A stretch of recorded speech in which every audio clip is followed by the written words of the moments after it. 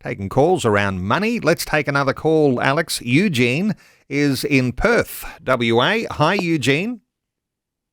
Hi, how are you? Very well. What are your thoughts? What's your question? With the rising cost of living, with like Alex was saying earlier, with interest rates going up and rents are going up through the roof as well. I guess it puts a lot of pressure on, and a lot of the younger generation couldn't afford either to buy a property or to rent a property. It puts a lot of pressure on housing, even though we have good jobs. The unemployment rate in Australia is still significantly low. But then on the flip side, in terms of housing, a lot of people couldn't afford to live anywhere close. Yeah, because we have a housing shortage. So this is a little bit of dilemma going on. Eugene, you're making a good point here, and there's even another dimension there, of course, with immigration numbers, which are skyrocketing. And even though we have a housing crisis, the cost of housing going up, rentals going up, and also the extra pressure that's coming from something like 700,000 more people coming before the end of this financial year.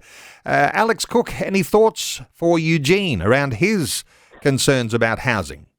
Yeah, look, it's a fascinating discussion. So, as people might be aware, we've just been running these marriage and money workshops around Australia in partnership with Focus on the Family.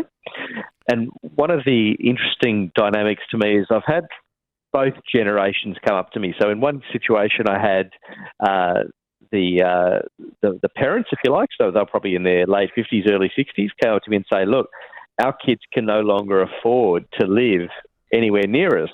You know, we're in Sydney, but they've got to go up to Queensland or the Central Coast, or they've basically got to move away. They've got no choice because they can't afford to live nearby.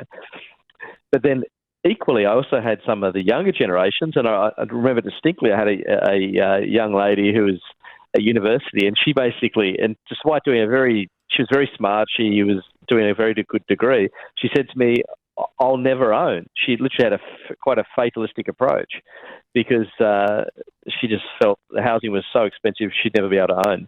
And so I think this is a real crisis, and I think there's a debate as to what's causing it. If you listen to the government, they'll say to you there's a lack of supply. I would say there's a massive excess demand driven by immigration. You know, you got 450,000 people coming to Australia over the last 12 months.